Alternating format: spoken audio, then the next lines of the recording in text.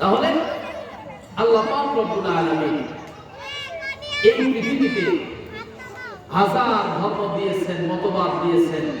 পৃথিবীতে অনেক ধর্মাবলম্বী, সমস্ত ধর্ম আর বর্ণের ভিতরে আল্লাহ পাকের কাছে যে ধর্মটা পছন্দনীয়,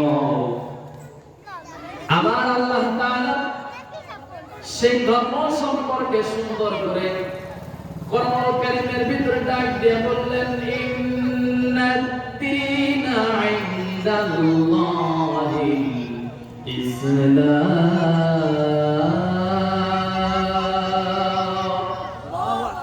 আল্লাহ পাক রব্বুল আলামিন বললেন, ইন্নাদ-দীনা ইনদাল্লাহিল ইসলাম। পৃথিবীতে যত ধর্ম আছে, যত মতবাদ রয়েছে, নিশ্চয়ই ইন্নাদ-দীনা ইনদাল্লাহিল ইসলাম, সমস্ত ধর্মের ভিতরে আমি আল্লাহ পাকের কাছে ইসলাম ধর্মটা হলো সবচাইতে প্রিয় ধর্ম। যদি বলুন সুবহানাল্লাহ। তো এই ধর্মের অনুসারী যারা হয়, এই ধর্মটাকে যারা মেনে নেয়, এখন সময়ে, বর্তমান সময়ে ইসলাম গ্রহণ করার জন্য, ইসলামের পথে থাকার জন্য আমাদের কোনোদিন বাড়ি ছাড়তে হয় নাই, ঘর ছাড়তে হয় নাই। কথা বলেন ঠিক কিনা? ইসলামের উপরে অটল অবিচল থাকার জন্য ঘর ছাড়তে হয় নাই, বাড়ি ছাড়তে হয় নাই।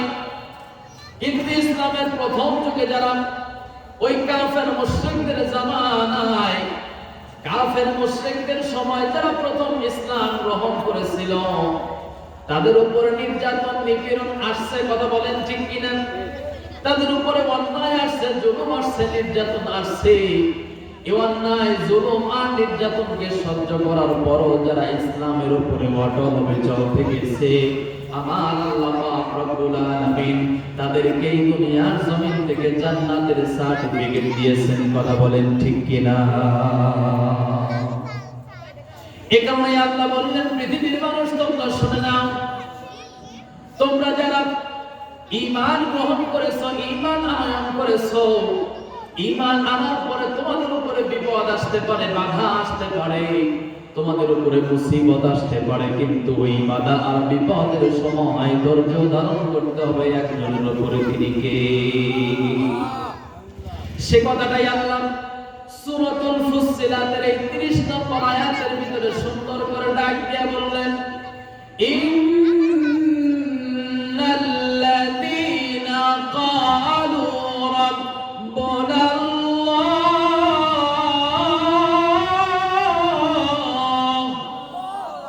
আল্লাহ পাক রব্বুল আলামিন ডাক দিয়ে বললেন, পৃথিবীর মানুষ তোমরা শুনে নাও, ইন্নাল্লাযীনা ক্বালু, নিশ্চয় যারা বলে, রব্বুনাল্লাহ, আমাদের রব হলেন আল্লাহ, সুম্মা ইসতাকামু, আর যখন তারা আল্লাহকে রব বলে স্বীকার করে নেবে, আল্লাহকে মালিক, আল্লাহকে আল্লাহ তাআলাকে মালিক বলে স্বীকার করে নেবে, এই সময় মানুষের উপরে বাধা বিপদ আসবে।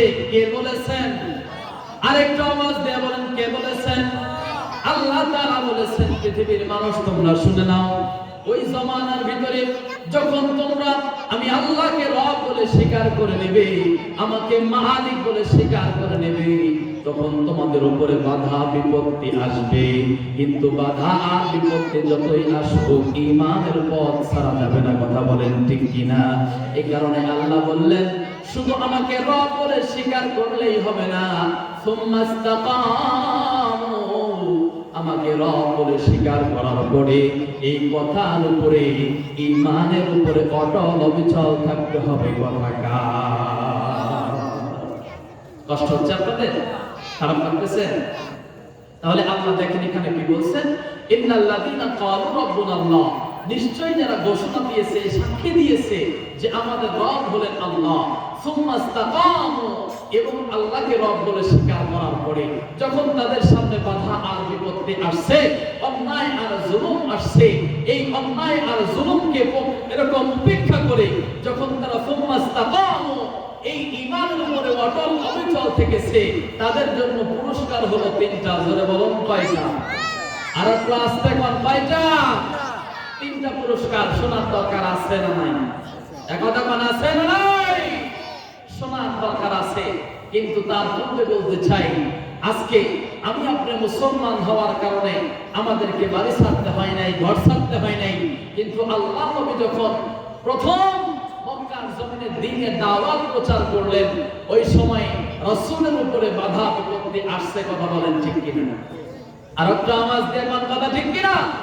রাসূল গোপনে দাওয়াত দিয়েছেন 3 বছর। কয় বছর? গোপনে দাওয়াত দিয়েছেন 3 বছর। 3 বছর পরে আল্লাহ পাক বললেন, রাসূল হে নবী, আপনি আর গোপনে নয়, এখন থেকে আপনি প্রকাশ্যে দাওয়াত দিবেন। আল্লাহ নবী যখন প্রকাশ্যে দাওয়াত দিতে আরম্ভ করলেন, তখন মুসলমানগুলি যখন আল্লাহ নবীর হাতে কালিমা পড়ে মুসলমান হতে লাগলো, এক দল ছিল যাদের জ্বালানি আর কোরআনে বেড়ে গেল। তাদের নাম হলো আবু জেহেল, উতবা, সাইবা, ওলীদ ইবনে মুগীরা। কথা বলেন ঠিক কিনা? কারণ বাতিল হক যেখানে চলে ওঠে, বাতিল সেখানে পুরো সারখার হয়ে যায়। কথা বলেন ঠিক কিনা? আজ এই বাংলার জমিনে হক আর বাতিল দুটো দল আছে না নাই? এক কথা বলেন, আছে না নাই? এটা আজকের নতুন বিষয় নয়, এটা 1400 বছর পূর্বে মুহাম্মদুর রাসূলুল্লাহ সাল্লাল্লাহু আলাইহি ওয়াসাল্লামের জামানাত থেকে হয়ে আসছে। কথা বলেন ঠিক কিনা? এই ইসলাম যখন গ্রহণ করার কারণে সাহাবায়ে কেরাম রাদিয়াল্লাহু তাআলা আনহুমা আজমাইনদের উপরে নির্মম নির্যাতন আসতে শুরু করলো। ইসলামের ভিতরে প্রথম যিনি পুরুষদের ভিতরে শহীদ হয়েছিল তার নাম হলো ইয়াসির রাদিয়াল্লাহু তাআলা আনহু। বলুন নাম কি?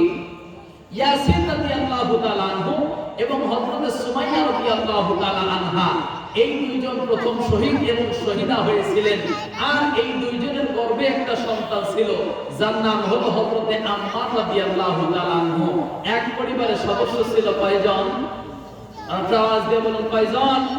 3 জন।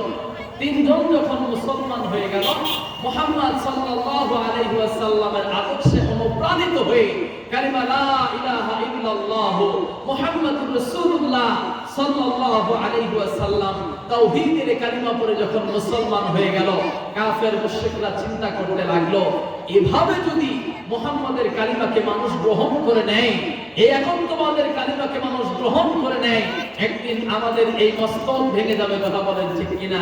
কারণ যারা বাতিল তারা জানে যে যেই চেয়ারে বসে আছি এই চেয়ার আসলে আমাদের না। কথা বলেন ঠিক কিনা? আরেকটা আওয়াজ দিয়ে কোন কথাটা ঠিক কিনা?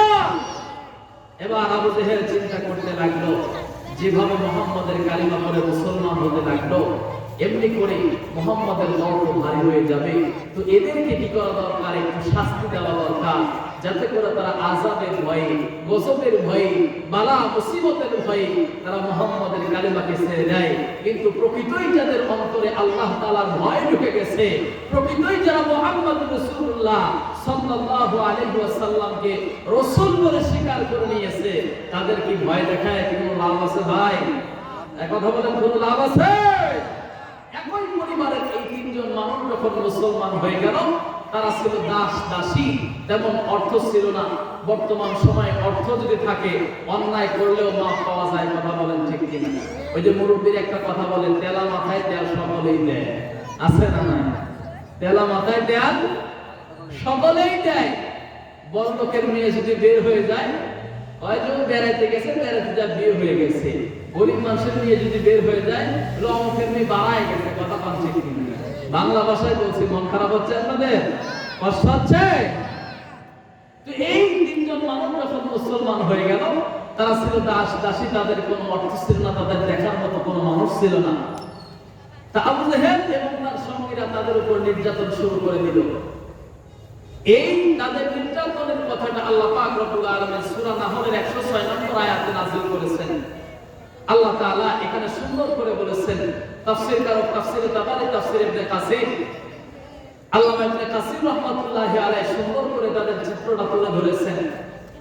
কাফের মুশরিক সর্বপ্রথম ধরলেন হযরতে ইয়াসির রাদিয়াল্লাহু তাআলা আনহুকে। কাকে? হযরতে ইয়াসির রাদিয়াল্লাহু তাআলা আনহুকে ধরলেন যে, ইয়াসির, তুমি যদি এই মুহূর্তে মুহাম্মাদের কালিমা ছেড়ে না দাও, তুমি যদি এই মুহূর্তে লাখ মান্নাত আর উচ্চার প্রশংসা না করো, তাহলে তোমাকে এই দুনিয়া থেকে চিরবিদায় করে দেওয়া হবে। সুতরাং তুমি এই মুহূর্তে মুহাম্মাদের কালিমাকে ছেড়ে দাও। জোরে বলেন নাউজুবিল্লাহ। বন্ধুগণ আমার, ভাইরা আমার, আসুন কোন দিকে নজর নয়,